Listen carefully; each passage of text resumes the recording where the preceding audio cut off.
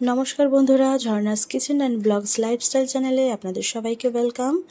আজ আমি গোবিন্দভোগ চালের মুড়ি ঘন্টর রেসিপি আপনাদেরকে বানিয়ে দেখাবো। তো চলুন রেসিপিটি কিভাবে বানাই সেটি একবার দেখা যাক। বন্ধুরা, ভিডিওটি ভালো লাগলে অবশ্যই চ্যানেলটিকে সাবস্ক্রাইব করবেন এবং পাশে থাকা বেল আইকনটি প্রেস করবেন। আজকে এই রেসিপি বানাবার জন্য কি কি লাগছে একবার দেখে নেওয়া যাক। আমি এখানে নিয়ে নিয়েছি একটি কাতলা মাছের মাথা, ভালোভাবে ধুয়ে পরিষ্কার করে নুন আর হলুদ মাখিয়ে রেখেছি। অন্যদিকে গোবিন্দভোগ চাল ধুয়ে ভিজিয়ে রেখেছি। এখানে আমি 100 গ্রাম গোবিন্দভোগ চাল ব্যবহার করছি। আর নিয়ে নিয়েছি আদা, রসুন, কাঁচা লঙ্কা বাটা, একটা বড় সাইজের পেঁয়াজ, টমেটো আর একটা আলু চৌকো করে কেটে রেখেছি, আর 3-4টা কাঁচা লঙ্কা। তো এবার শুরু করা যাক আজকের এই রেসিপি। গ্যাসে আমি কড়াই বসিয়ে দিয়েছি। কড়াই গরম হয়ে গেলে দিয়ে দিলাম সর্ষের তেল। তেল গরম হয়ে গেছে। প্রথমেই আমি মাছের মাথাগুলো ভালোভাবে ভেজে নেব।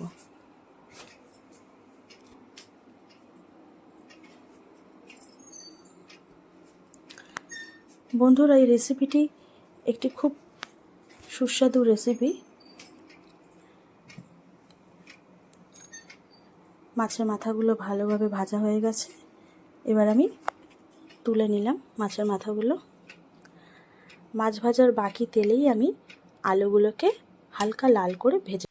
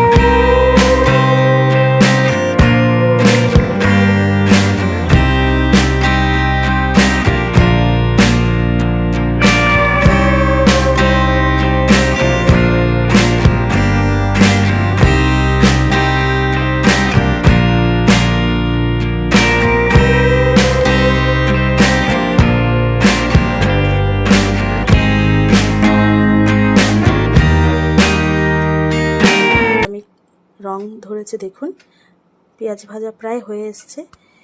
এই সময় আমি দিয়ে দেবো কেটে রাখা টমেটোগুলো। এরপর আমি দিয়ে দিচ্ছি আদা, রসুন, কাঁচা লঙ্কা বাটা। ভালোভাবে তেলের মধ্যে কাঁচা মশলাগুলো আমি কষিয়ে নিলাম। দিয়ে দিলাম অল্প পরিমাণে জল।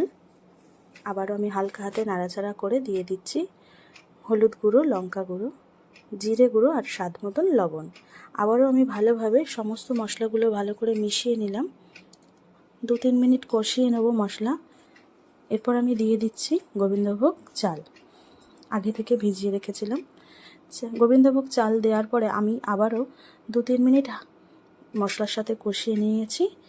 দিয়ে দিলাম জল। আর একটু জল দেব।